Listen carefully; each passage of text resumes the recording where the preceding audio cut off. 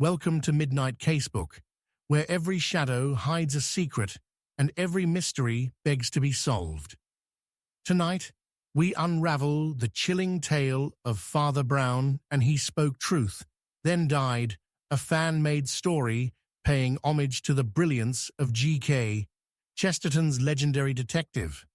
We'd love to have you along for this enigmatic journey. Drop a comment to let us know where you're watching from, share your theories, and if you spot any inconsistencies, don't hesitate to call them out. Your keen eyes and sharp minds help us craft even more captivating mysteries in the future. Chapter 1. The witness lied before confessing.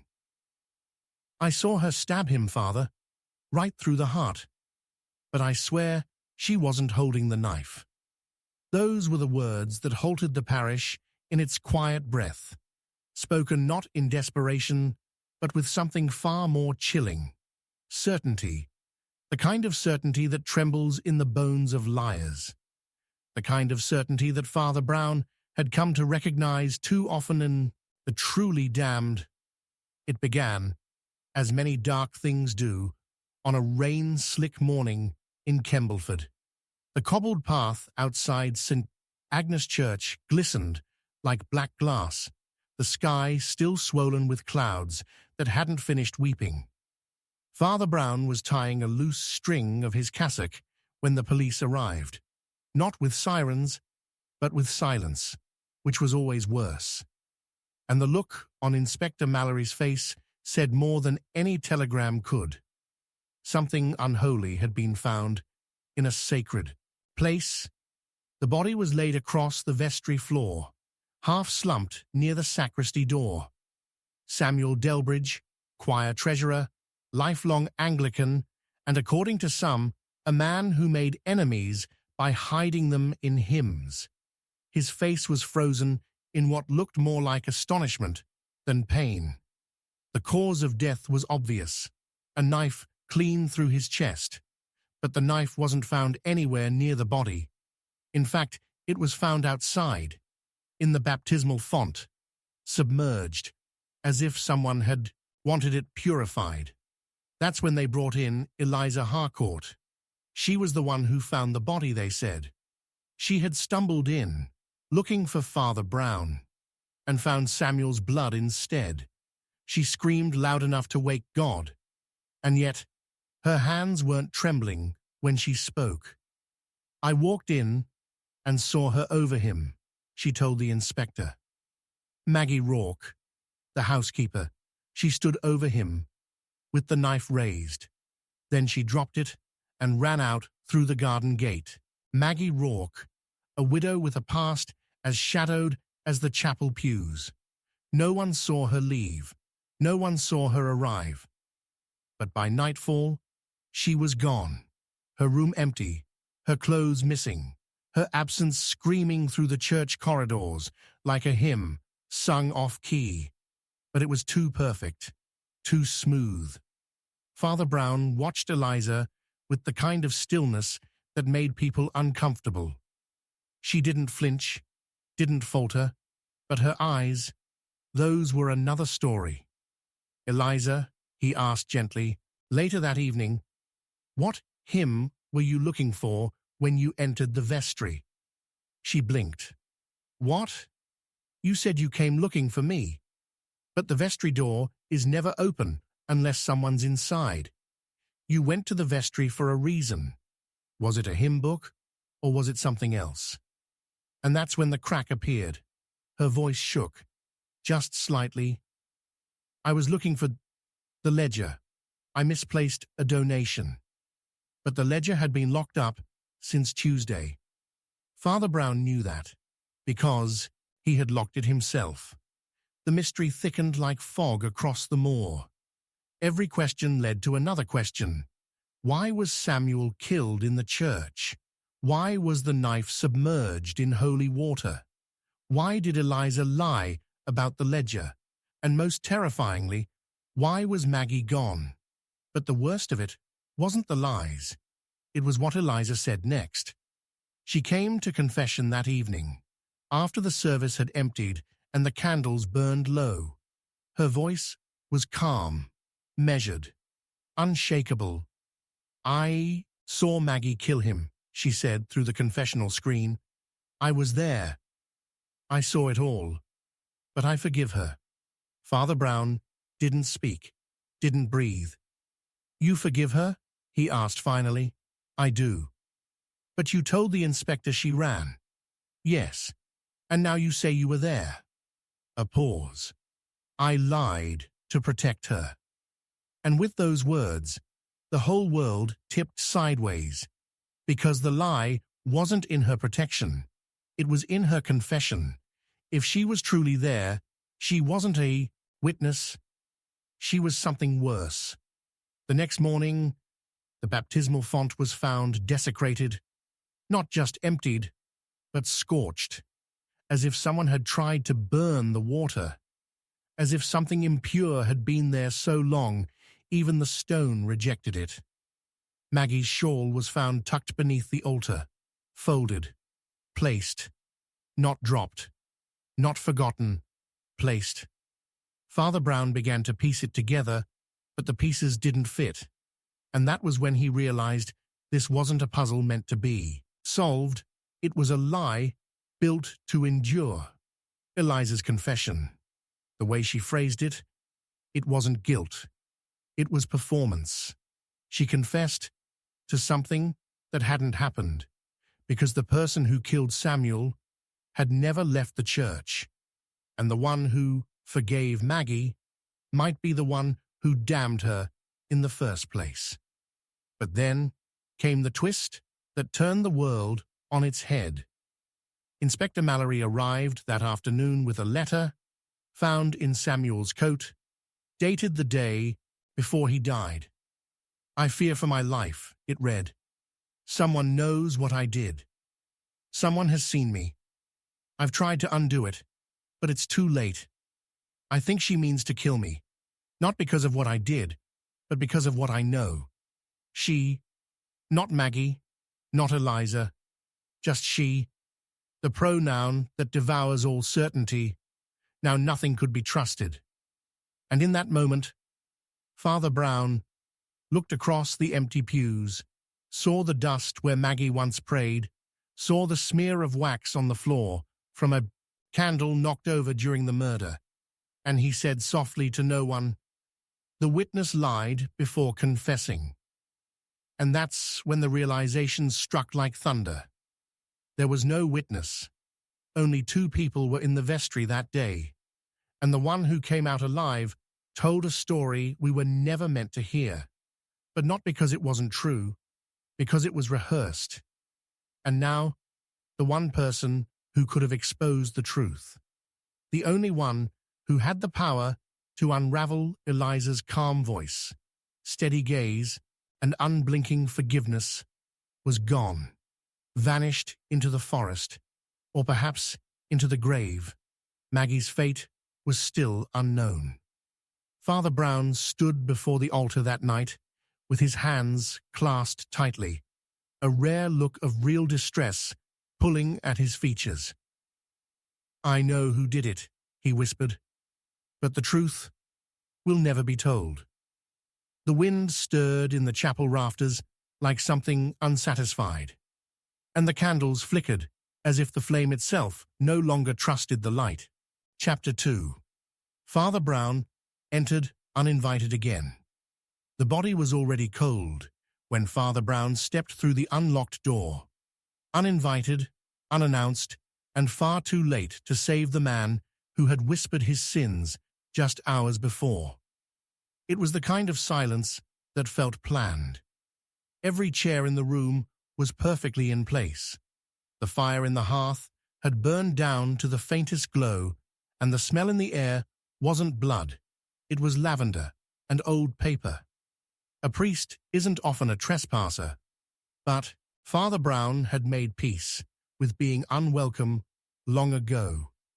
It was, in fact, usually when he wasn't wanted that he was most needed. The room belonged to Aldous Finch, a recluse and antiquarian who lived in the manor on Greystone Hill. a man who hadn't spoken to his brother in 20 years, a man who never attended Sunday Mass, but once mailed a torn Bible page to the rectory with a note that read, "I believe the devil edits scripture when we aren't looking." The same man who just the night before had slipped into the back pew of St. Agnes Church and waited until everyone had gone before quietly asking Father Brown a question that still echoed in his ears. If someone confesses without guilt, does the devil still listen? That question hadn't left Father Brown's mind since, and now Aldous was dead, slumped forward in his high-backed chair, his mouth slightly open, as if he'd been trying to finish a sentence.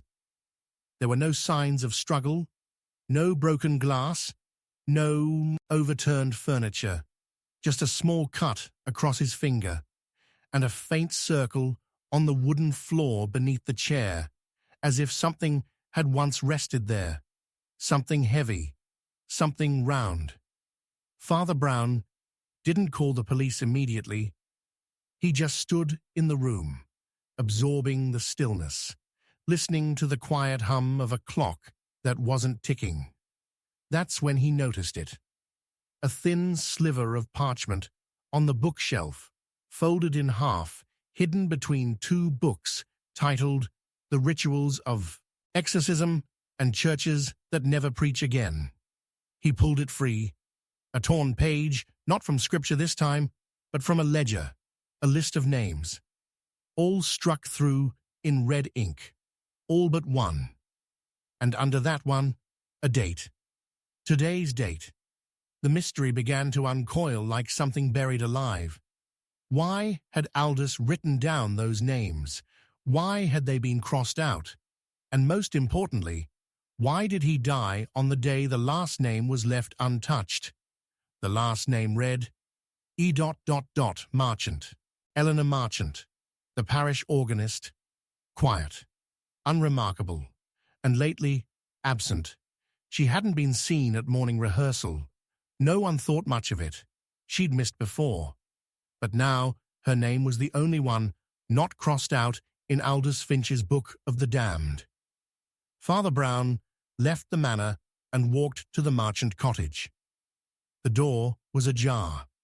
He hesitated. He should have called for Mallory.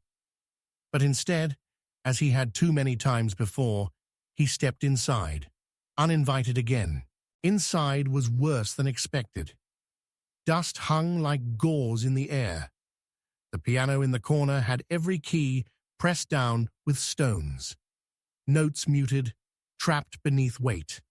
On the table sat a photo, Aldous Finch and a much younger Eleanor, her arm in his hand protectively on her shoulder. No one had ever mentioned a connection, but someone had gone to great lengths to erase it. He found Eleanor in the garden, sitting, still, as if waiting for someone who would never come. She looked up as he approached and said without emotion, "Did you see the list?" Father Brown nodded. "I told him not to write them down," she whispered. "I begged him." "What were they?" "Willing participants," she said, "in a silence pact. A long time ago, before I understood what we had done." Her voice broke, but not with grief, with fear. "He said he was going to confess," she continued. "He said he couldn't die with it on his soul. But I told him we made a promise." Father Brown sat beside her, though every part of him said to walk away. He felt it now, the shadow curling behind every word, a history long buried, now trying to dig its way out. "What did you do?" he asked softly, and she answered, "We made someone disappear. A girl. She knew something. And now the fear bloomed behind her eyes. She came back, Eleanor said, or something pretending to be her. He tried to question further, but she stood and backed away. "If you go to the cottage on Hollows Lane," she said, "don't open the cellar, even if you hear her call. That night, Father Brown did not sleep. He returned to the Finch estate under cover of darkness. Something was gnawing at him. Something about the list, about the ledger, about the dustless circle beneath Aldous' chair. And he realized something. It wasn't where the object had been that mattered. It was what it had concealed. He pried up the floorboard. Underneath, wrapped in oilcloth and bound with twine, was a small stone box. He opened it slowly. Inside were ashes and a pendant, a child's pendant. It was carved with a name, L. Thatcher. The name was not on the list. And yet Father Brown remembered it. A girl who vanished 20 years ago. A runaway, they said. Nothing more. But he recalled her mother's face at the church door. She never believed that.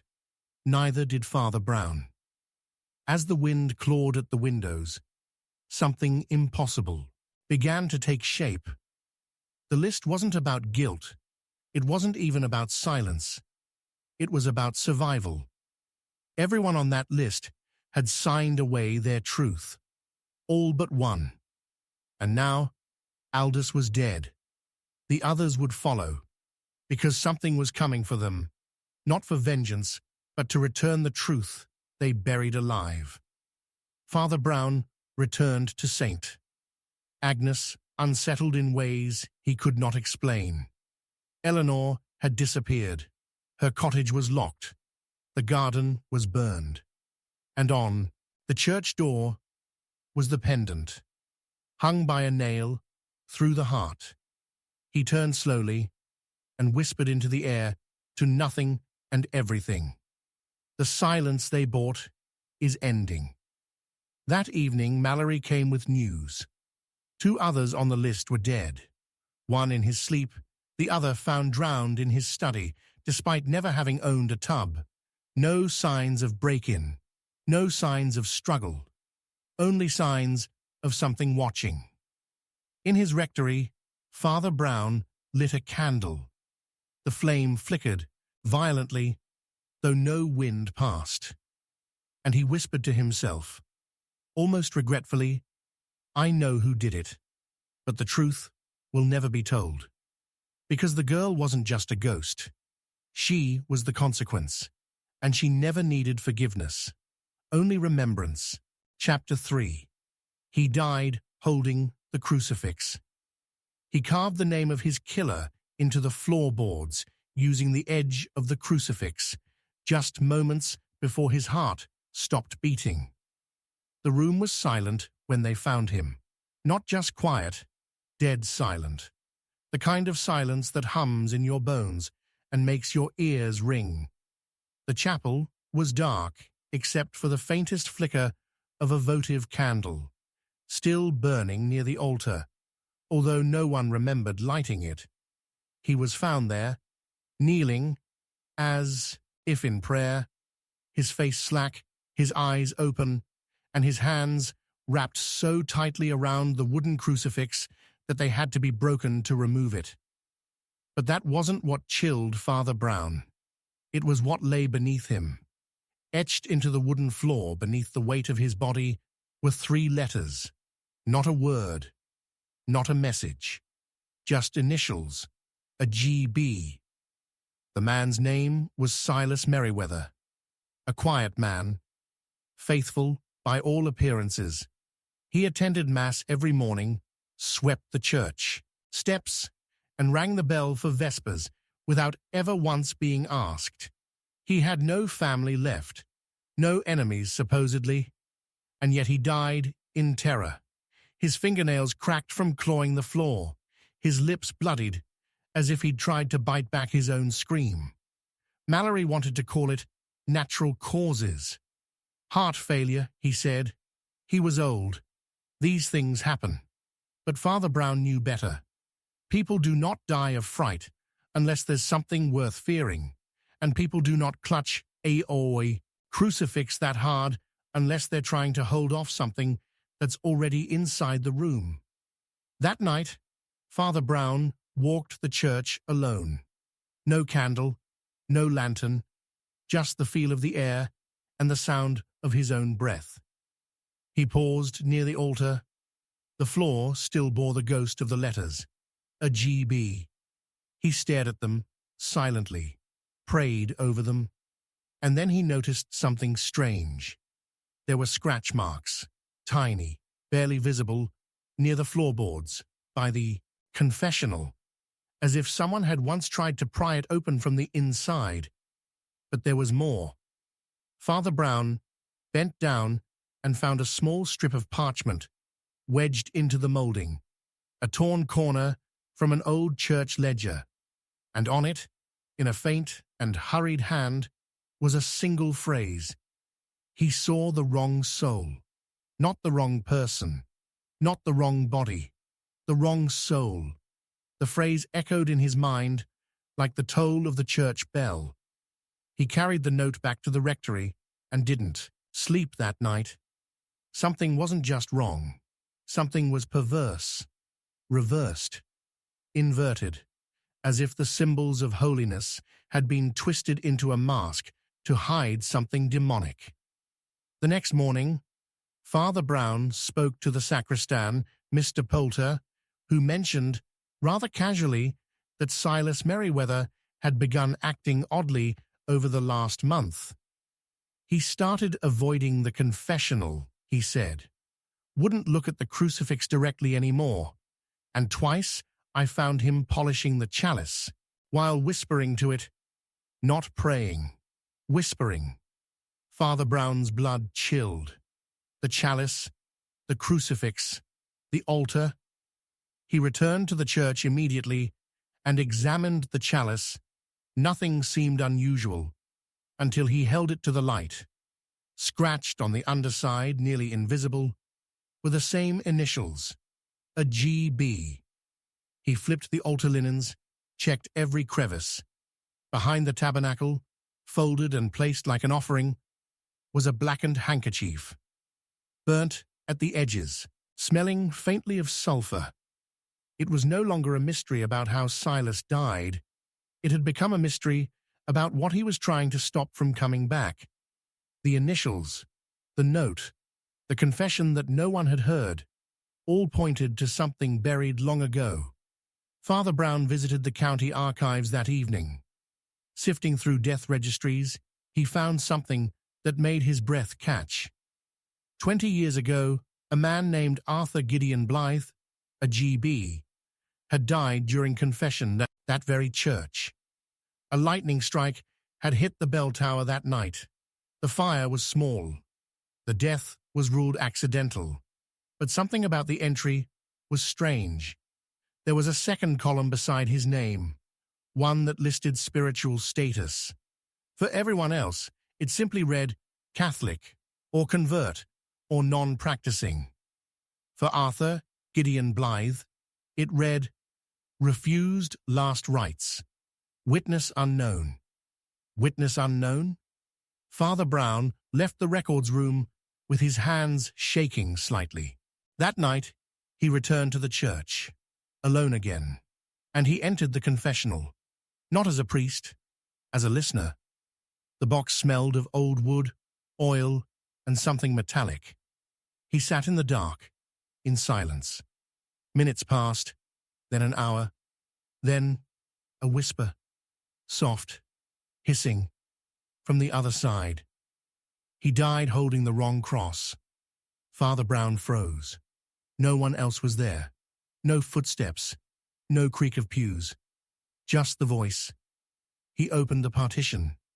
Empty. The other side of the confessional was completely empty. He rushed out, heart pounding, and then stopped. In the center aisle, directly beneath the crucifix, lay the blackened handkerchief again. He had left it locked in his drawer, and now it was returned.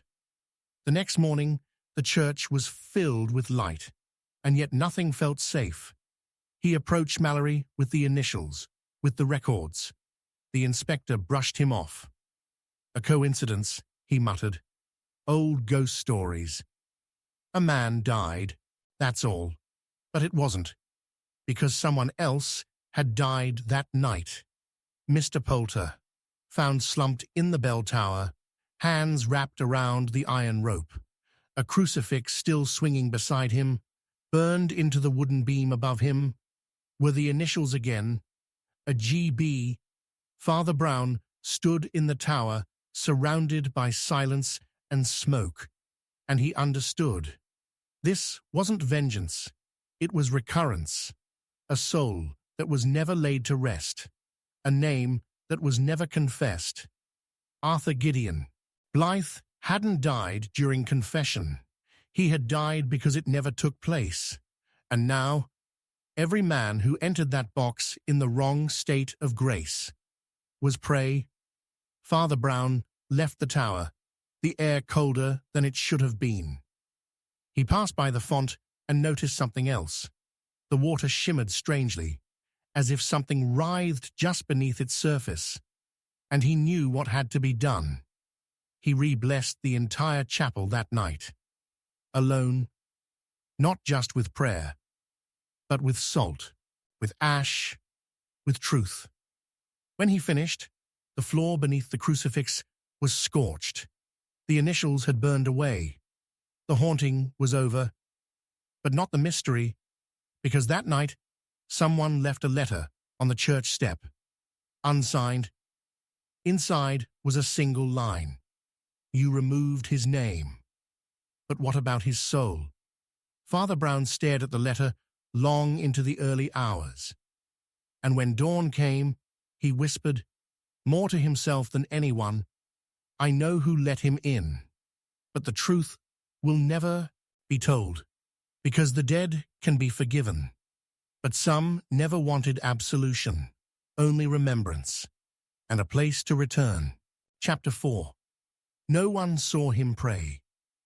He entered the chapel at midnight and locked the door from the inside, but when they found him dead, at dawn, the lock was still bolted, and the only key was missing. The air was thick with incense that no one had lit. Father Brown stood over the body of Edgar Crawley, a man known not for his piety, but for his silence. A banker by trade, a loner by habit. He attended church twice a year, always sat in the very last pew, and never spoke to anyone unless money was involved.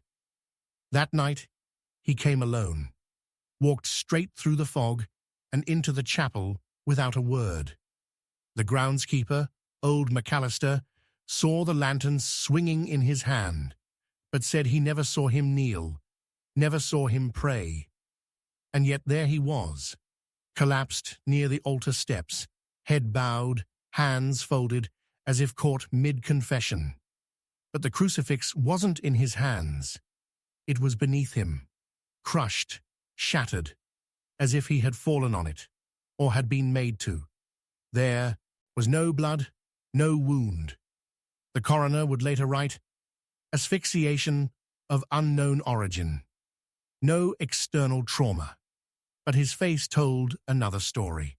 Frozen, lips parted, eyes wide in terror, as if he had seen something no one else should see. The strangest part was his posture, too perfect, too posed, as if he had been arranged. Father Brown stood quietly at the edge of the room. He could feel it, not evil exactly, but the residue of something unfinished, something dishonest. There's a kind of lie that lingers even after the liar is gone. He examined the body closely. Under Crawley's collar was a burn mark, small, circular, centered just above the heart. It wasn't from flame. It looked more like pressure, like something had been pressed against his skin with purpose. And then he noticed the candle beside him, burned to the base, and a trail of wax, leading away from the body. It curved behind the pulpit, stopped at the stained glass window of St. Stephen, and disappeared. That window had been sealed shut for years. The mystery was too neat, too symmetrical. A man enters alone, dies without struggle, leaves behind no note, no clue, no prayer. and yet he looked like he'd been mid-prayer when death struck. But no one heard him speak, no one saw him kneel, and no one saw him pray. Father Brown knew something was wrong long before the others did. He checked the vestry records. Crawley had requested access to the chapel that night. He signed the logbook, but the time recorded was 11:03. The groundskeeper swore he saw him enter after midnight. There was a missing hour, an hour that no one could account for, and in that hour, something had happened that no one wanted to explain. That evening, Father Brown spoke to Crawley's housekeeper, Mrs. Bettridge. She had worked for him for over a decade, loyal, distant, cold, but she said something peculiar.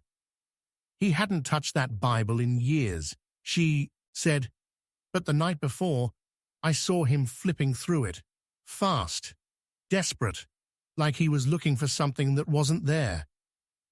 What was he looking for? Father Brown asked. Her hands trembled slightly as she poured tea. He never said, but he kept muttering, something about a promise he broke, and about her coming back. Her? Mrs. Bettridge went pale. He never said a name, only she'll know, and then he started laughing, not loud, the kind of laugh that doesn't need anyone else to hear it. Father Brown left the house with a sense of dread he couldn't explain. That night, he returned to the chapel. He brought nothing with him. No candle, no cross, no book, only a match and silence. He sat in the pew where Crawley had last been seen alive, and waited. The air grew heavy, the silence deeper. Then, a sound, not footsteps, breathing. Behind him, he turned. Nothing.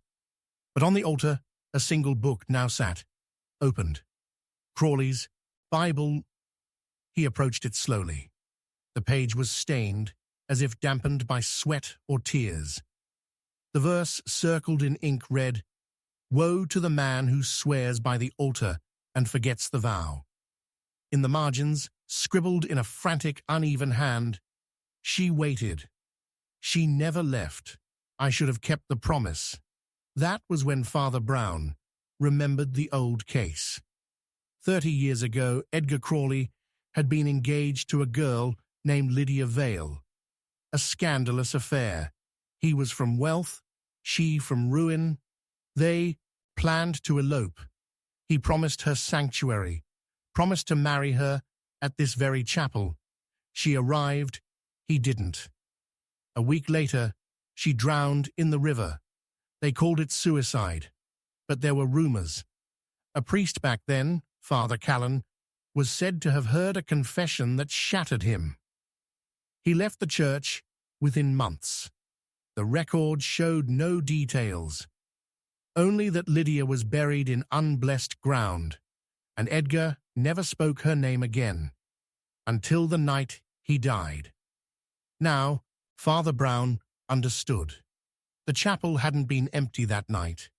Crawley hadn't come to pray. He had come to make good on a vow. Too late, and whatever he had left waiting had waited long enough. The next morning, Father Brown returned to the altar and found the wax trail had reappeared, fresh, still soft. But the candle had not been relit, and beneath the altar, the ground was cold. Too cold. He knelt and whispered a single line. "I know what you were trying to say, but no one heard you." From the shadows, a whisper returned. "No one saw me pray." That night, Father Brown did what no one had done in 3 decades. He held a private mass for Lydia Vale and buried a small white rose beneath the chapel floor. As the final hymn faded, the wax trail vanished, and so did the fear. But the mystery didn't end, because in the sacristy drawer, where the old vestments were kept, he found a letter addressed in perfect handwriting to the priest who walks alone at night. Inside, he died in my silence. You speak, but can you listen? No signature, no return, just a single pressed flower tucked inside, a white rose. Father Brown closed the letter and stood in the cold chapel one final time. The candlelight flickered again, though no draught stirred, and he said, barely above a breath, I know who broke the vow, but the truth will never be told. Chapter 5. Confession wasn't what he said. He confessed to a murder, but the man he claimed to kill walked into the chapel an hour later, asking for forgiveness. The doors to St. Agnes slammed shut that morning, not from the wind, but from something colder, more final. Father Brown sat frozen in the confessional, staring into the half-shadowed space where moments before a trembling voice had whispered its guilt into the screen. I killed Edward Blaine, the man had said, calmly, clearly, without hesitation.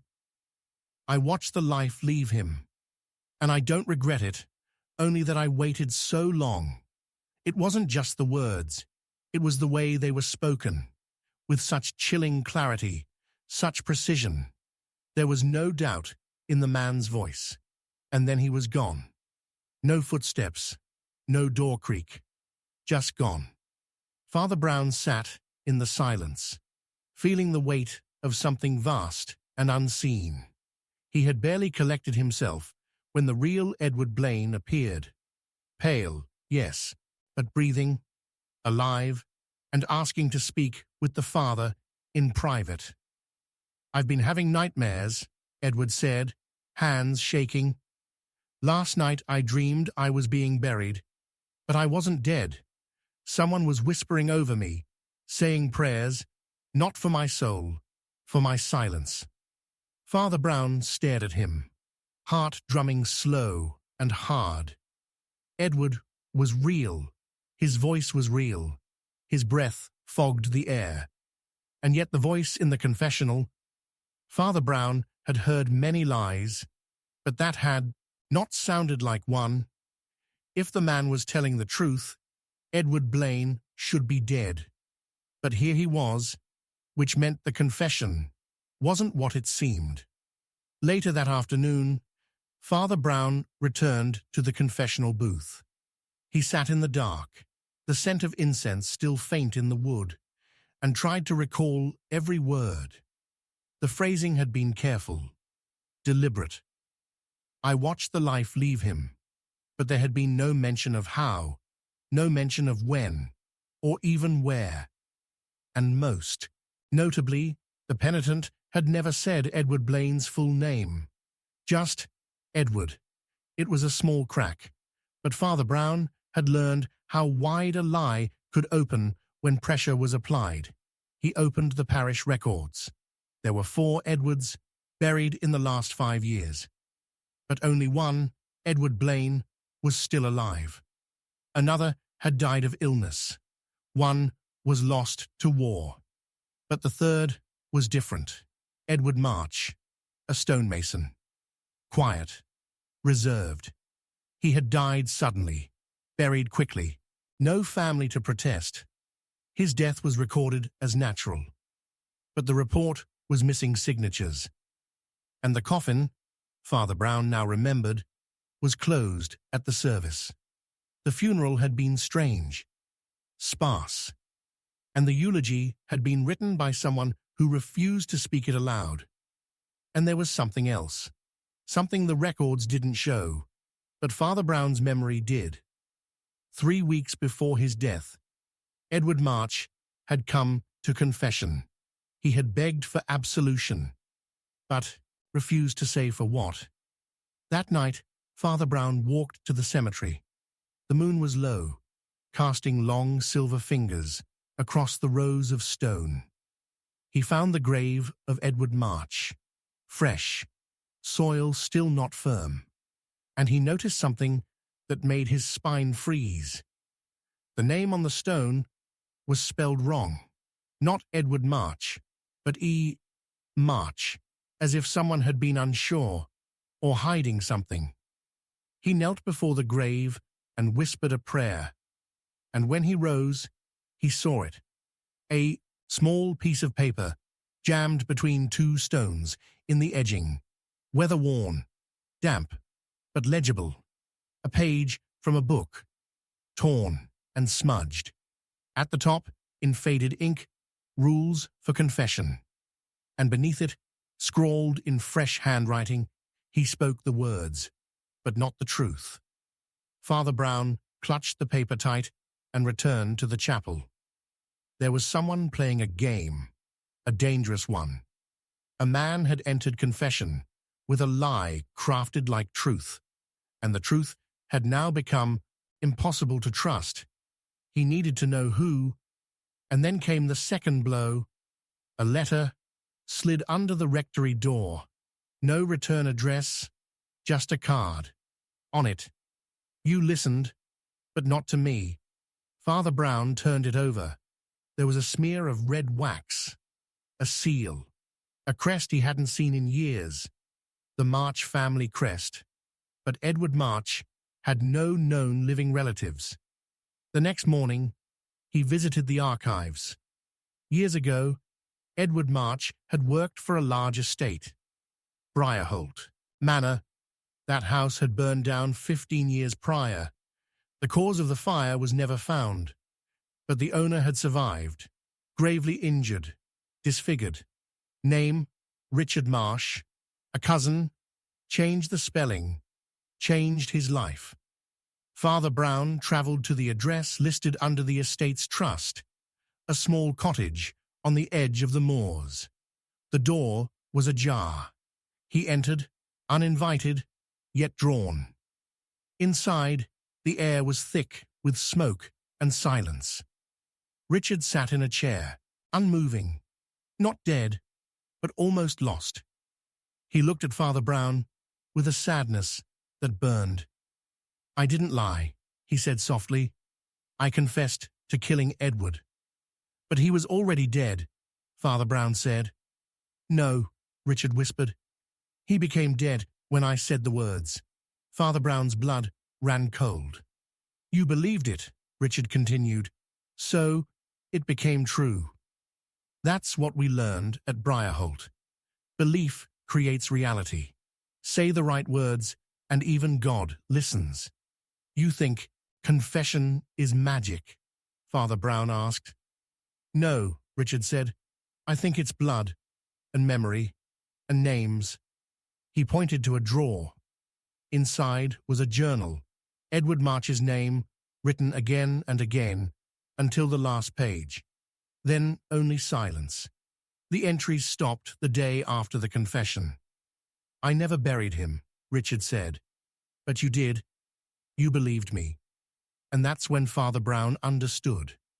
The man in the confessional hadn't confessed to a crime. He had created it, through ritual, through belief, through Father Brown's own faith.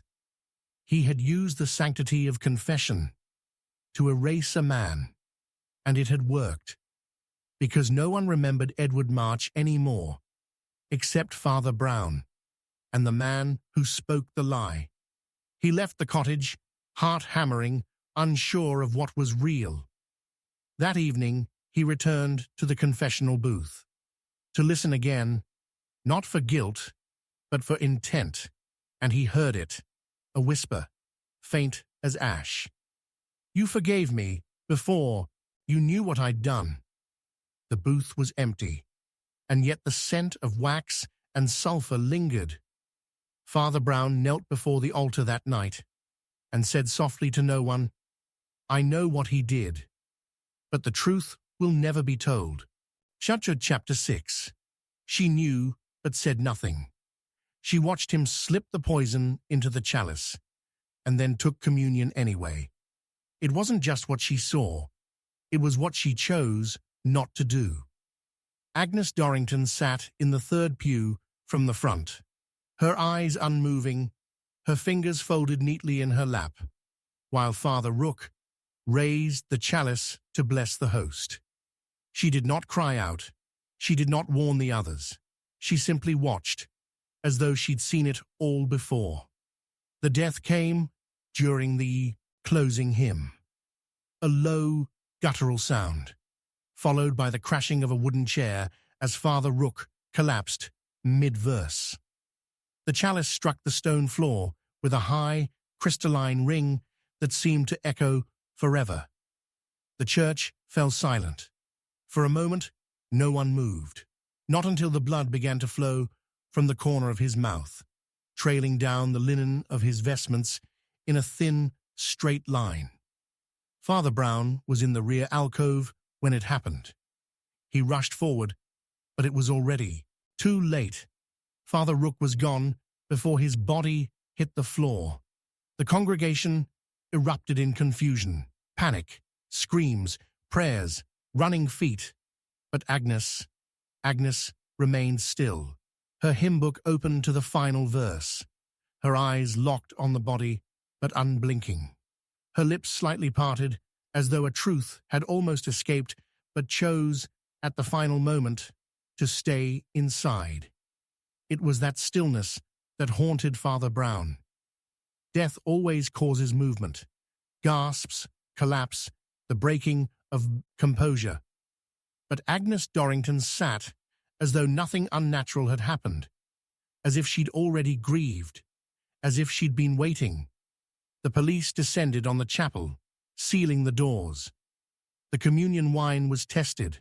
Cyanide, undetectable in taste at that dilution. The investigation began, but no one suspected Agnes. She was a retired schoolmistress, well-respected, quiet. She had no family, no debts, no known affiliations with the late Father Rook. And yet something in the silence of her gaze made Father Brown feel like she'd already been judged and had accepted the sentence. He visited her the next morning. She served him tea, perfectly steeped, and offered him shortbread she'd baked the day before the death. Her manner was calm, too calm, and when Father Brown asked her gently how she had experienced the moment of the poisoning, she only smiled faintly and said, "I didn't understand what was happening."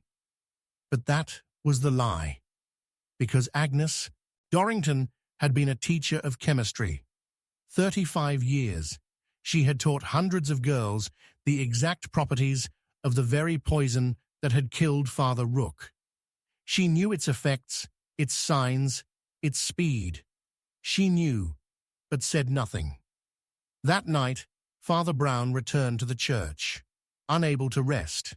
He reviewed the events from every angle, but the same question rose like a spectre. Why would someone murder a priest during Mass? And more importantly, why would someone witness it and let it happen? He began to study Father Rook's records, his sermons, his journals, and there, buried deep in a handwritten sermon draft, was a line that chilled him. What sins are protected by silence may one day return louder than bells. He turned the page, scribbled in the margin. Agnes won't speak, but she remembers. Father Brown stared at the name, underlined, not hidden, almost like a warning to himself. The next morning, he walked to the small cottage where Agnes lived and found the front door open, not broken, not forced, just open. He entered slowly. The kettle was still warm, but she was not there. In the study, on a shelf above the fireplace, sat a single photograph, old, faded, a younger Father Rook, a wedding scene, but not his own, a marriage he officiated. The bride looked familiar. Agnes. She was standing beside her sister. Her sister, Margaret Dorrington, had married a man named Charles Rook, the brother of the priest, and Margaret had disappeared 30 years ago.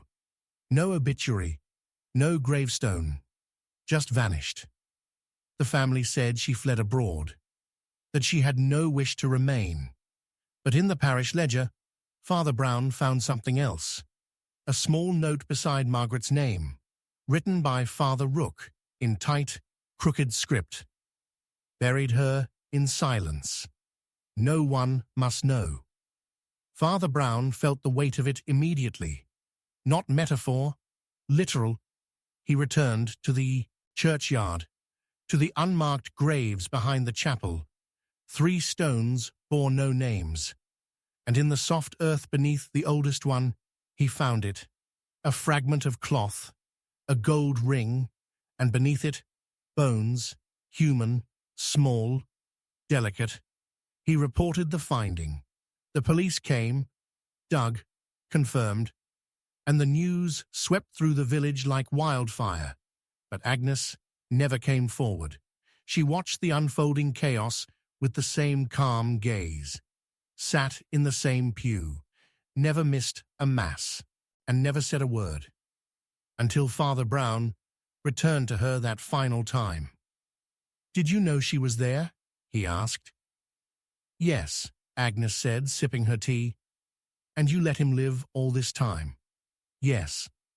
"Why?" Her eyes were empty of anger, but full of something worse.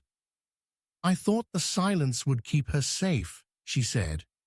"But silence has a way of growing teeth." "Why didn't you speak?" "Because I wasn't the one who buried her." Father Brown's breath caught. "He said it was an accident," she continued, "that Margaret fell, hit her head. He said burying her was mercy. And I was so afraid of what it would mean for our family. So I said nothing. I let him stand before God. I let him offer Mass. I let him serve communion. I let him preach over her grave. And now," Agnes folded her hands, "I let someone else do what I couldn't." "You knew who did it?" She nodded once. "He came to me. Weeks ago. He asked me what Rook had done. I didn't tell him, but I didn't stop him either." "Who?" Agnes looked up, but her gaze went past him to something far beyond. "I won't say. I've spoken enough with silence." That night, Father Brown sat in the chapel long after the candles had burned low. The pews were empty, but the truth wasn't. The real killer had walked away, but he had walked through a door that Agnes Dorrington had left wide open.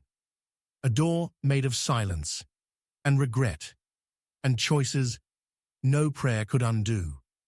Father Brown bowed his head, folded his hands, and said softly, "I know who did it, but the truth will never be told."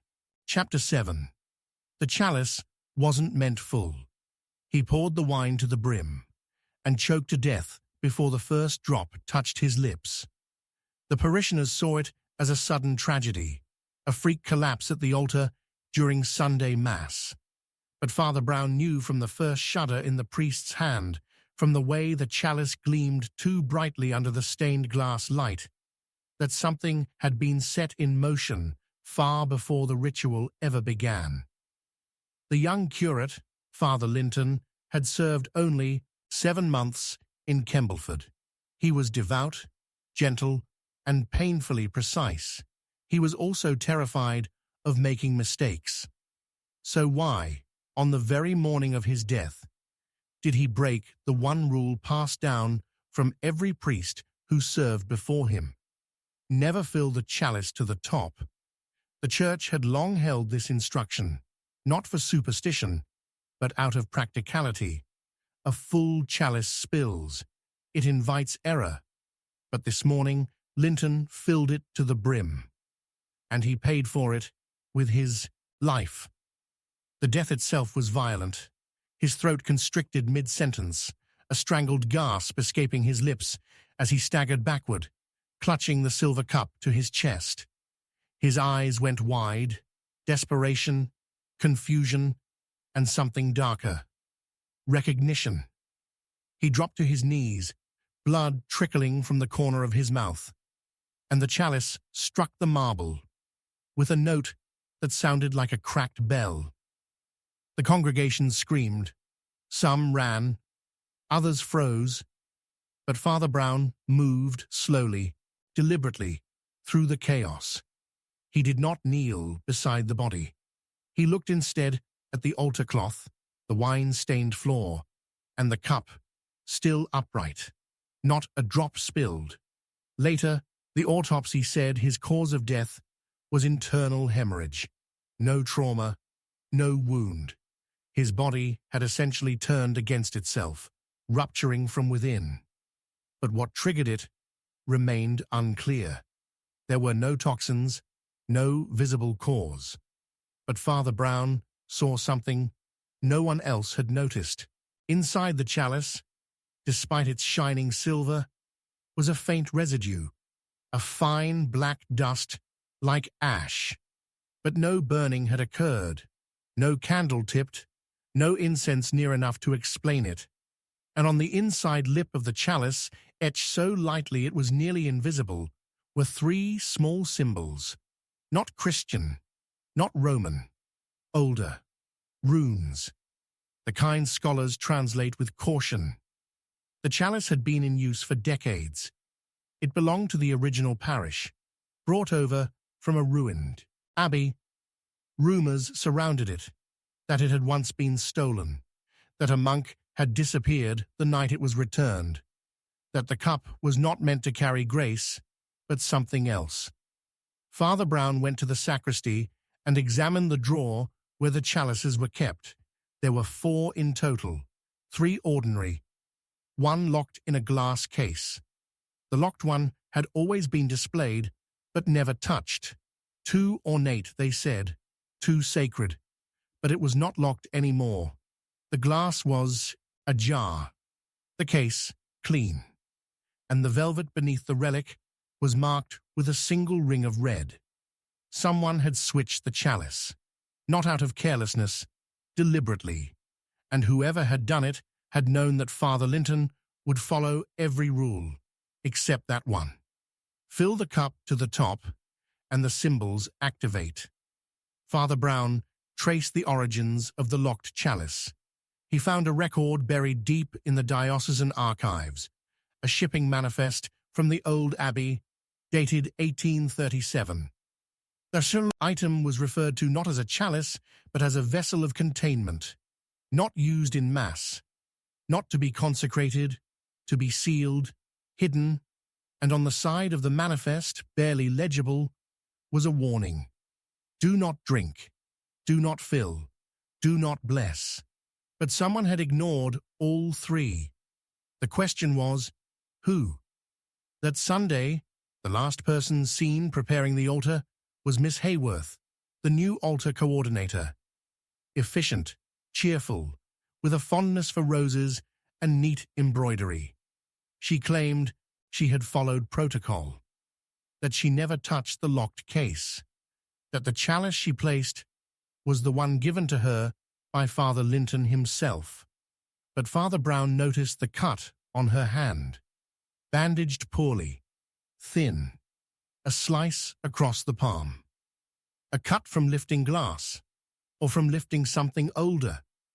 He waited until dusk and visited her cottage. The roses were withered, overwatered, or perhaps ignored in the last week. She greeted him politely, offered tea, but her hands trembled, and her eyes kept flicking to the cabinet across the room. He asked about her work at the parish. She smiled, said the right things. Then he asked about the chalice, and her smile froze. I only did what I was told, she whispered. He said it was time. Who? Father Brown asked gently. Her voice dropped to a breath. The man in the confessional. What man? He came every Thursday.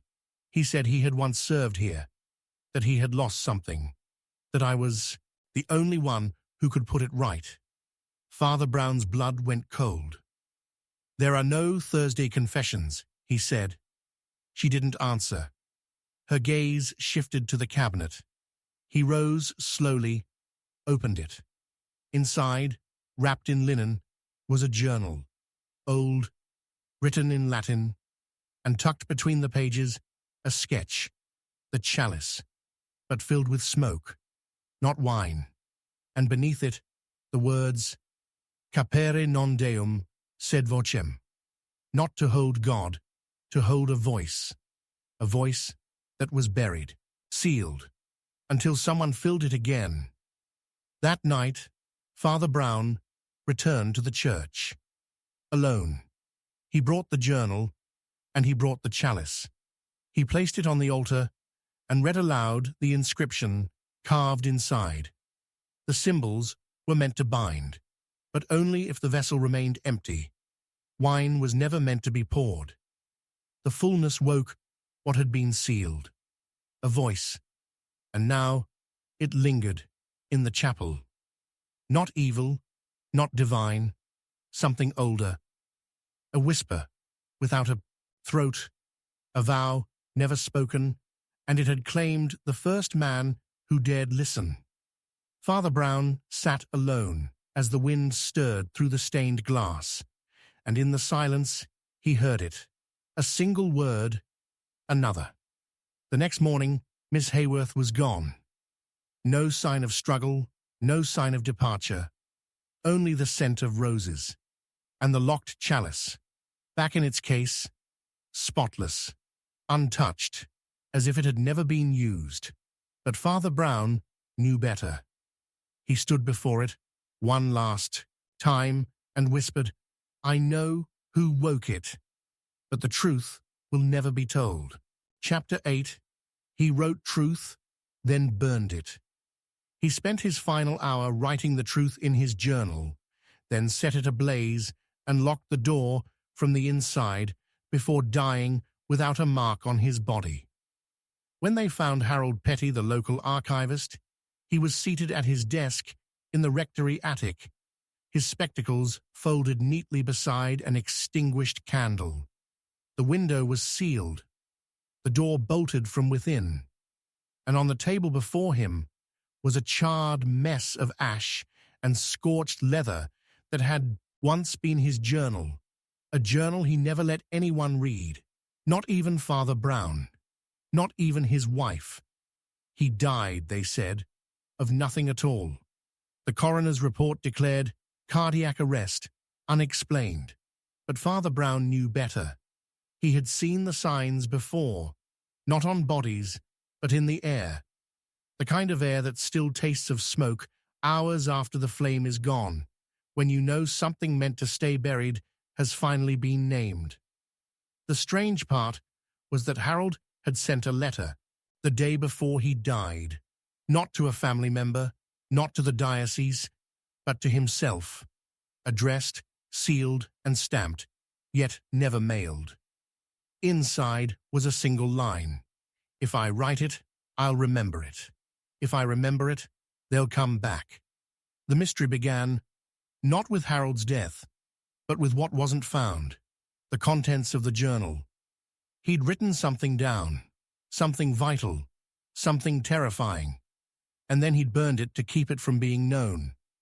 But why write it at all? Why not simply keep it in his mind, if it was so dangerous? Unless he knew he was forgetting, unless whatever he'd written had been haunting him, and writing it was his way of locking it out before it took over. Father Brown scoured Harold's study. The room was spotless, no sign of struggle, no sign of entry or escape, but the burn pattern on the desk told a different story. The pages didn't ignite all at once. They were turned one by one until the fire reached the final sentence. The journal had been read by someone else or something else, and only then was it destroyed. In the ashes, Father Brown found a pin, blackened, slightly melted, but still intact, a bishop's pin from a robe worn during excommunication ceremonies, old, out of use, and likely stolen from the vestment closet, except none were missing. That night, Father Brown returned to the church. The air in the nave felt strange, as though something were watching from the rafters. He entered the vestry and opened the drawer where the old vestments were kept, everything in order, but the drawer beneath it, rarely used, held something new, a single, folded page, half burned. The writing was Harold's. They speak when no one listens. They walk when no one prays. And when the truth is named, they choose who remembers. Father Brown held the page in shaking hands. He turned it over. The back read, "Don't say the names out loud. Don't even think them," but the names were already written. A list of 5, 1 scratched out, 1 circled, 3 left untouched. Father Brown recognized one instantly, Marcus Elgin, the old gravedigger. He found him the next morning in his shed behind the cemetery, dead, face frozen in a rictus of fear, mouth filled with ash, a burned page clenched in his fist. The police ruled it suicide, stress, isolation, age, but Father Brown had seen death. This was something else. It was what happens when something hidden is dragged into the light too soon. Father Brown returned to Harold's widow. She was a quiet woman, kind, but distant. She had not cried since his death. She told Father Brown he'd been waking up with nosebleeds, shaking in his sleep, said he was remembering things wrong. "What kinds of things?" Father Brown asked. She hesitated. Said he was dreaming of the cathedral before it burned. Father Brown's eyes narrowed. "What cathedral?" "The one from his childhood, in Northwick. That place had been destroyed in a fire 70 years ago. No survivors, except for one boy, a boy named Harold Petty.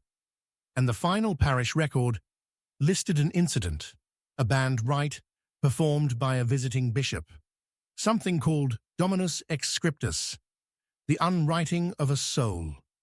Father Brown left immediately and drove to the diocesan archives. The record was real. A bishop had arrived at Northwick in 1949. Young, charismatic, obsessed with ancient liturgy, he had proposed a ritual to erase guilt, not to confess it, but to make it untouchable, unnameable. Only one child survived that day, Harold Petty, and he had never spoken of it again, until now, until he wrote it down, until the truth, unwritten for decades, was written again, and then burned. But something had already read it. Father Brown stood before the old crucifix in the church. The wind groaned through the arches. He closed his eyes and whispered the names Harold had written, and instantly the candles flickered. The ground beneath his feet felt wrong, soft, hollow.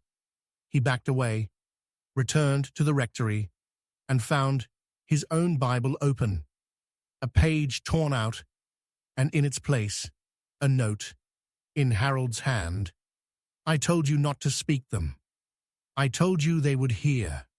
Father Brown sat in the dark, hands trembling, breath caught in his throat, and the air around him whispered with voices that had no mouths, no faces, just memory. He closed the Bible and whispered into the dark, "I know who read it, but the truth will never be told." Chapter 9. A candle died with him. The moment he stopped breathing, the candle beside him went out, though there was no wind, no movement, and no one else in the room. They found Bernard Lowry slumped over in the church sacristy, his head bowed low as though he had fallen asleep in prayer. But his body was cold, his lips slightly parted, and the melted wax of the altar candle had frozen mid-drip. Father Brown was the first to step inside after the discovery, and he noticed it immediately. The room was too still, not the kind of stillness that follows death, the kind that arrives before it, as though something had come into the room, finished its task, and left only silence behind. Bernard had no known illnesses. He was not old, not frail, not ill in any visible way. He'd been polishing brass votive holders the evening before, joking with the organist and humming a hymn no one had heard in years. He told Father Brown he planned to attend early Mass and light a candle in memory of someone unnamed. But he never said who. The candle was lit at 6:03 a.m. Bernard was declared dead at 6:04. The flame had extinguished itself exactly as his heart stopped. That alone might have been a coincidence, until they saw the shape the melted wax had formed on the table. A perfect circle. Father Brown knew Bernard was a man of habit. He sat in the same pew, took tea at the same time, lit the same candle on the first Sunday of every month. For nearly 2 decades, always the same one, the 6th from the left, and he always lit it alone. When questioned, no one could say why. But the churchkeeper remembered something strange. He said Bernard once asked for that candle to be removed. 13 years ago, quietly, without explanation. And when it wasn't, Bernard stopped asking. That same year, the previous sacristan, a man named Ellery Gray, died under similarly unexplained circumstances. Same spot, same time, same extinguished candle. No connection was ever drawn. Until now. Father Brown examined the table. The scorch mark beneath the candle was faint, but it hadn't been there before, and the wood around it had darkened, not from heat, but from something oily, like ink or blood long dried. He leaned closer and saw them. 3 tiny burn holes in a triangle around the wax ring, too uniform to be an accident. He pulled the tablecloth back and found a carving underneath. Sigil. Old, unfamiliar, not Christian. A spiral nested within a star, and something in the curve of it made his vision blur for just a moment. He covered it quickly and went to the parish records. There was no mention of any ritual associated with candle lighting. But in the archived sermon notes from Ellery Gray's final year, Father Brown found something unsettling. A line scribbled in the margin of a homily on sin and silence. 3 held the name. 1 must carry the flame. The circle closes when the light forgets. The next few pages were torn out. He searched further, found an old donation ledger with Bernard's name appearing every single January, always with the same note, for the unlit name. That evening, Father Brown returned to the church. It was empty, save for the faint breath of wind weaving through the stone. He stood before the 6th candle, now replaced. He lit it and waited. Nothing happened. Then the wax began to weep, faster than it should. It ran down the side in 3 perfect trails, converging into the same ring as before. The flame tilted and went out. Father Brown's breath caught. A figure stood behind him in the reflection of the brass cross. He turned. No one. Only the echo of something unseen. He looked at the altar and saw the note, tucked under the cloth, written in Bernard's hand, but dated 13 years ago. Ellery knew. I told him to forget. I took the name. I took the flame. If I stop, it finds another. Pray it doesn't choose you. Father Brown stepped back, sat in the front pew, and heard something, barely a whisper, from the walls. 1 must carry the flame. It hadn't been a candle, it had been a vessel, a tether, and Bernard had lit it, month after month, to keep it away, to trap it, to appease whatever lingered inside the triangle carved beneath the table. And now the flame was out, and Bernard was gone. The question was, who would it choose next? Father Brown examined every record, every note, but the answer came from the least expected place, an envelope found in the rectory mailbox that morning. No address, no postage, inside, a slip of parchment, no message, just a name. Father Brown's, written in wax. He stood in the center of the chapel that night and watched as every candle slowly went out, one by one, without wind, without cause.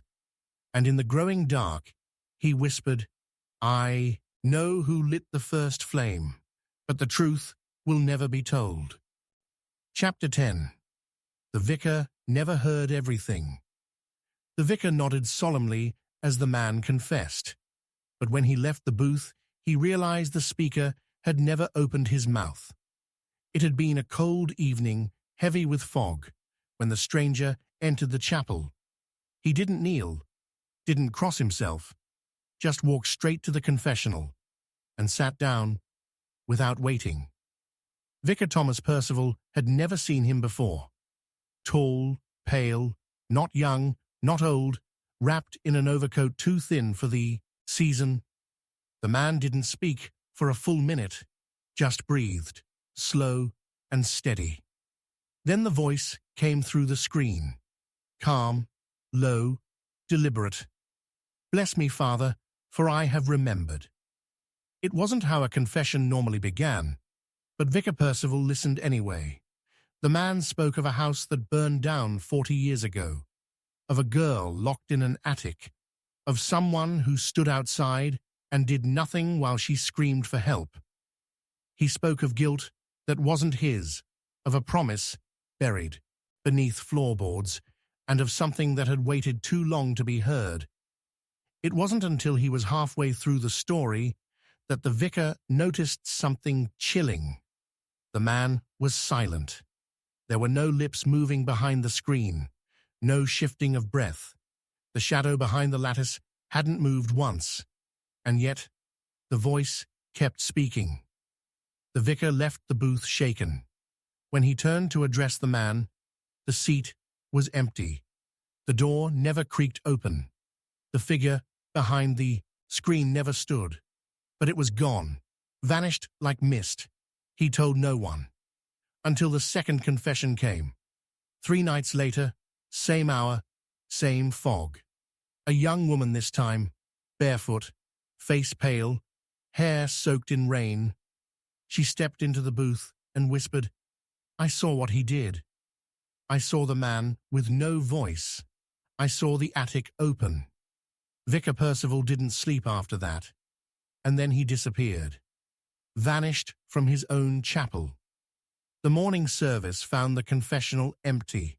His coat still hung on the back of the sacristy chair, but the candle beside the booth had burned black down one side, as if smothered by an unseen hand. Father Brown arrived that afternoon. The police assumed stress, maybe a fall into the river.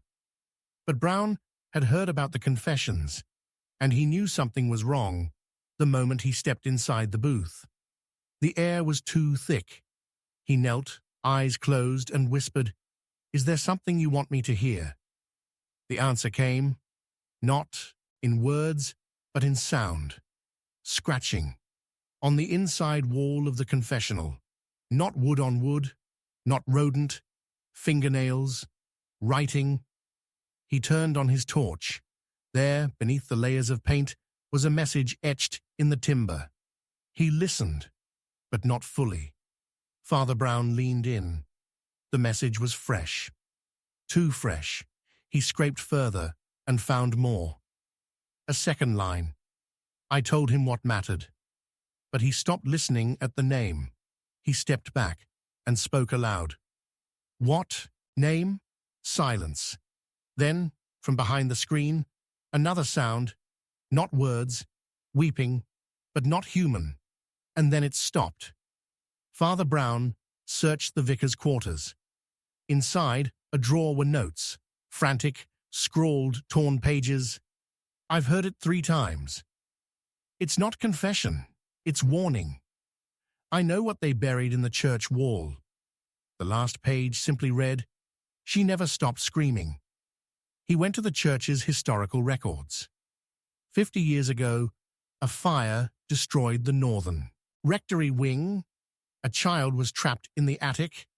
Her name never appeared in parish logs, but an old newspaper clipping, folded between 2 psalms in an unused hymnal, named her Evangeline Gray, 10 years old, daughter of a groundskeeper, died of smoke inhalation. Except Father Brown found no burial record, no service, just a note in the margin of a 1972 sermon. Evangeline was a sin of silence. He returned to the booth, sat inside, and this time he whispered the name, Evangeline. The booth grew colder, and on the wall a word appeared in the condensation of his breath. Finally. And then he heard the voice, not from beside him, from inside the wood. He wouldn't let me finish. He thought he heard everything. He didn't hear the part where I forgave him. Brown's breath caught. This wasn't vengeance. This was something else, something unfinished. He reached into the side panel and found a gap, small, hidden, inside, a locket, cracked, burnt, with 2 initials etched in silver, T.P., Thomas Percival. The vicar had kept it for decades, never told anyone, and now it was warm to the touch. That night, Father Brown held a mass for one soul only. He named her Evangeline Gray, and for the first time, the chapel stayed silent through the night. But in the booth, one last message had appeared, burned lightly into the grain. He never heard everything. But you did. Father Brown touched the words and whispered, "I know what she tried to say, but the truth will never be told." Chapter 11. The choir boy vanished at Vespers. He sang the final verse with perfect pitch, and by the time the echo faded, the pew behind him was empty, and he was gone. There were 13 boys in the choir that evening, 13 voices, lifted together in the golden hush of Vespers, while the sun bled through the stained glass windows of St. Hilda's. It was the kind of moment people describe later as serene, divine, something out of a dream. But when the choir filed out in silence, when the final amen echoed across the stone, one robe was left behind, neatly folded on the choir bench. Still warm, Simon Carter was 12 years old. Quiet, precise, and almost unnervingly polite. He had never missed a rehearsal, never forgotten a hymn, never misstepped during procession. And yet somehow, with a dozen witnesses seated feet away, he vanished between the final note and the closing bell. The boys were questioned.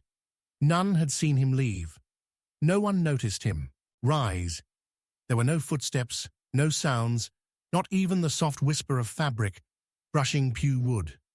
1 second he was there, singing, and the next, space, empty air where he had stood, and silence where his voice should have been. Father Brown arrived shortly after. The police had already scoured the vestry, the bell tower, the surrounding woods. Nothing, no footprints, no struggle, no trace of the boy. And yet something hung in the chapel air, something too cold, too deliberate, a memory waiting to be unburied. Father Brown approached the organist, Mr. Bellamy, who had led the choir that evening. Bellamy was shaken. "He sang the descant," he said, "the high part, but something was wrong with it. It was perfect, too perfect, like it wasn't him." "What do you mean?" asked Father Brown. Bellamy's hand trembled. His voice sounded older. Later that night, Father Brown walked through the chapel alone. The candles were low. The pews creaked as if something unseen shifted between them. And above the altar, the ancient crucifix seemed to lean slightly, casting a longer shadow than usual. He stepped onto the choir platform, standing where Simon had stood. He looked down. The wood beneath the robe was scorched, a faint black ring. Not fresh, but not old either. And etched into the stone, just below the bench, was a single word. Retake. He said it aloud, softly. The chapel responded with a faint gust of cold air. The next morning, the other choir boys returned to practice. One refused to sing. Another sobbed uncontrollably when asked to sit in Simon's place. A third claimed he could still hear Simon's voice during morning prayers, high, clear, and coming from behind the altar. Father Brown began searching the archives of St. Hilda's. He found, buried in the vestry logs from 1904, an incident. A choir boy vanished during Vespers. No explanation. No trace. His name, also Simon. Simon Alderwick, 12 years old. The records ended abruptly 2 weeks later. The choir master, at the time, resigned. The replacement only accepted boys 11 or under. When Father Brown dug deeper, he discovered something chilling. Every few decades, a Simon disappeared. Same age, same choir position, same hymn. Always the final verse. He returned to the chapel that night, alone. He played the last hymn, O Lux Beata Trinitas, on the organ, slowly. As the notes filled the chapel, he heard it, a faint harmony. A voice, not his own, a boy's voice, singing the descant. And then silence. He turned. Nothing there. But the robe on the pew was no longer neatly folded. It had been moved, wrinkled, as if someone had sat in it, or still was. The next morning, the rector found a scrap of parchment on the altar, torn from an old hymnal. A line underlined in black ink. Not all voices are meant to be heard again. Father Brown reviewed the church's oldest floor plans. He found something others had missed. Beneath the choir platform, behind the stone wall, a sealed chamber. The entrance had been bricked over in 1905. He arranged for it to be opened. Inside, dust, a few crumbling relics, and one object that didn't belong.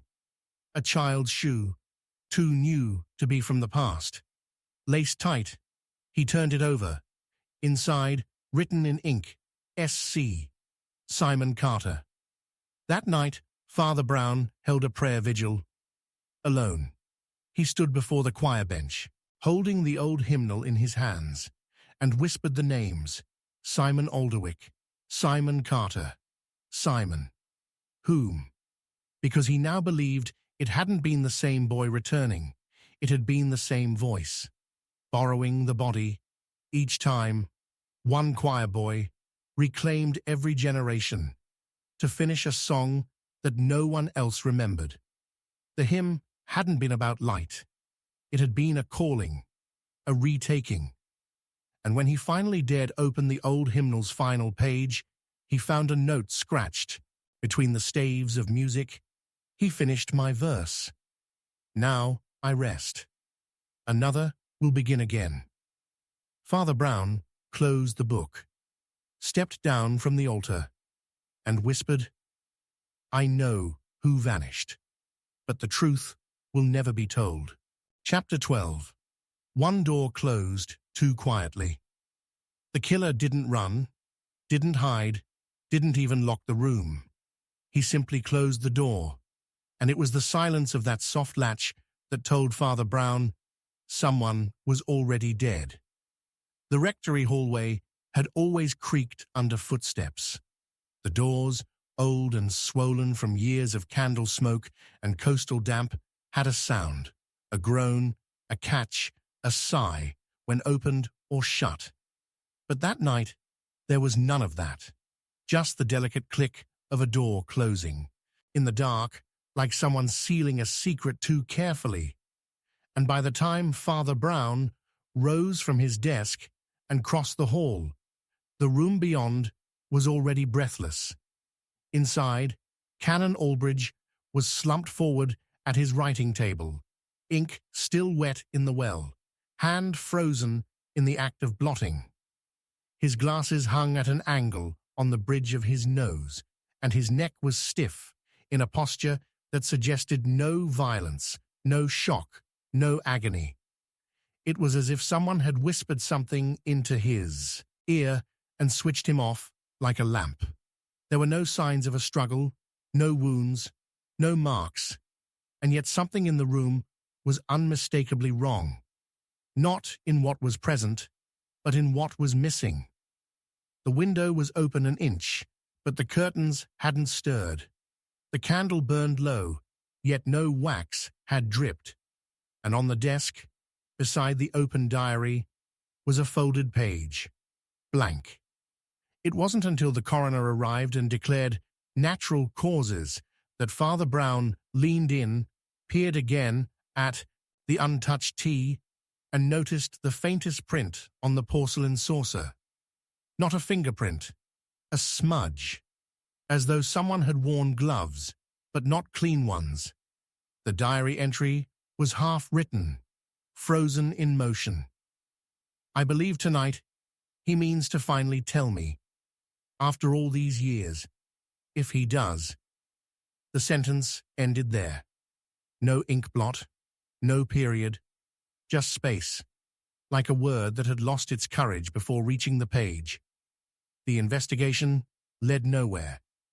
Canon Albridge had no enemies, no family to inherit, no financial trouble, but something in his past had been left unfinished. Father Brown searched the rectory's storage, old trunks, boxes of letters, and inside, one labeled Parish Matters, Restricted, was a sealed envelope marked 1961. Inside were photographs. A woman, standing at the edge of the chapel grounds, pregnant, smiling faintly, and a note written on the back in Canon Albridge's familiar hand. She said she'd return, if I ever told. I haven't, I won't, but I keep seeing her in the fog. Father Brown began asking quiet questions around Kembleford. Older villagers remembered the woman, Margaret Vale, a nurse, not local. She vanished a month after arriving. Rumors said she had taken ill and left, but no one recalled a goodbye or a burial. And then came the confession, not spoken, written, left in the chapel confessional, unsigned, on a folded paper. He promised her silence and broke it. Last night, that's why she closed the door. The handwriting didn't match anyone Father Brown knew, but the phrasing matched something from Canon Albridge's last sermon. One door, once closed, cannot be opened again without consequence. The puzzle was cruel. The cause of death, unprovable. The presence of someone or something invisible. The next night, Father Brown returned to the study. Alone, he closed the door behind him, softly, and listened. No wind, no creaking, just stillness, until the smell, jasmine, a perfume decades out of fashion. He turned slowly and saw a second saucer on the desk, still warm, steam rising faintly from the tea. But only one cup had been poured. He opened the diary again. The page beneath the last entry had been written on, recently. She asked me to keep it, but I couldn't anymore. Not with the dreams. Not with the crying at the door. Father Brown whispered aloud, "What crying?" And the air answered, faint, distant, a child's sob. He backed away, stepped out of the room, and left the door open, just wide enough. The next morning, a parishioner found a new entry on the chapel registry, a baptism. Name, Elizabeth Vale. No parents listed. Just the word, returned. Father Brown took the registry, stared at the signature scrawled at the bottom. It matched Margaret's handwriting from the photograph, but Margaret had vanished in 1961. He closed the book, hands shaking slightly, and whispered into the chapel's silence, "I know who closed the door, but the truth will never be told."